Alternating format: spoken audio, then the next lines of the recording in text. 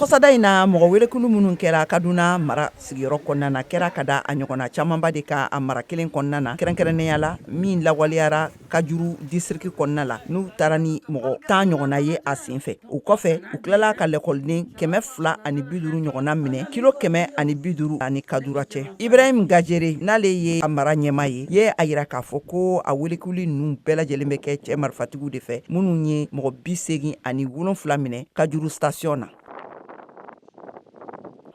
Yusuf Toma ale ye ni mara in mɔgɔ dɔ sigibaga ye min purukutura ka bɔ a welekulibagaw bolo. Zan daga kai kalla wane ne ya shiga gidanmu da wuta. Ne ye kunkolo kɔrɔta wagati min na o sufɛlɛ la yasa ka sɛgɛsɛgɛ k'a lajɛ mɔgɔ min tun donna ne ka sokɔnɔna la ni u ka lampu torche dɔ ye. Ne ye kumakan dɔ mɛn mun bɛ kan ka fɔ ne ye ko ne kana n kunkolo lawuli ko ni ye n kunkolo lawuli k'u bɛ kisɛ gosi nka o kɛlen ne ye n da n kɔnɔ kan. U ye ɲininka n ka telefɔni ani n ka wari la. N ye jaabili kɛ k'a fɔ ko telefɔni tɛ n bolo wari tɛ n bolo. A kɛlen k'i kɔdon a y'a tɔɲɔgɔnw wele ne n senfa o la ka boli. Ni mɔgɔ welekulukɛla ninnu ne sigidalamɔgɔw bɛ u wele ko bandiw binna u ka dugu kan su 10 heures waati de la. U donna so bɛɛ kɔnɔ kelen kelen. O kɔfɛ a yirala k'a fɔ ko mɔgɔ 16 ɲɔgɔnna olu fana minɛna Dogon Noma a dugu sɛrɛfɛla la.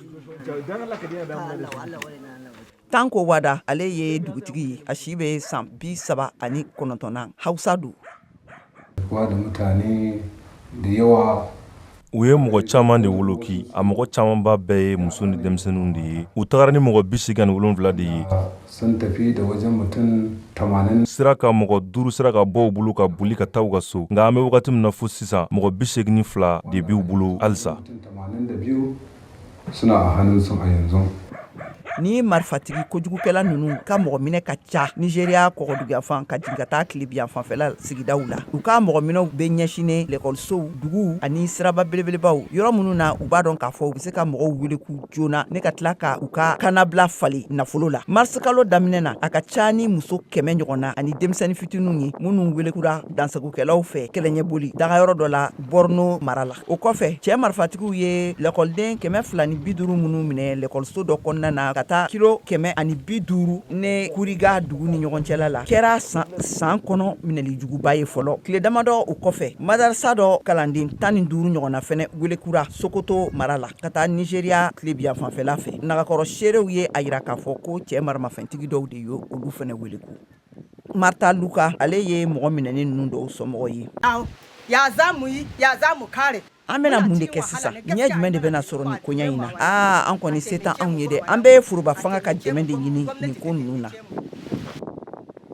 Confidence Makari ne ale ye Société Nigérienne de Conseil en Gestion des Risques SBM Intelligence ale y'a yira k'a fɔ ko fo kana se bi ma u ma jaabi ɲɛnama ye gouvernement bolo ko wa ko wagati bɛɛ lajɛlen de ye a fɛn kelen ye. Nigeria maa welekulen caman ka kanabila bɛ sɔrɔ ka sababu kɛ kumaɲɔgɔnyaw ye marakɛlaw fɛ. Hakaja a ma deli ka jɔ u la k'a fɔ k'u bɛ wari de di welekulikɛla ninnu ma. Du ni sigida la mɔgɔw caman de bɛ fara ɲɔgɔn kan ka wariw kɛ ɲɔgɔn kan yaasa ka taa wari sara k'u ka mɔgɔw labɔ bandi ninnu bolila la k'a sɔrɔ sariyakisɛ dɔ bilala sen kan san 2022 la min kɛlen bɛ ka wari dili mɔgɔ welekulaw ma kɔn nka denbaya caman ye a yira k'a fɔ ayiwa k'u dalen tɛ marakɛlaw la wa ko moyen wɛrɛ t'u bolo f'u ka nin de kɛ yaasa k'u ka mɔgɔw kanabila. Marta Luka mɔgɔ welekulen dɔ somɔgɔ ye.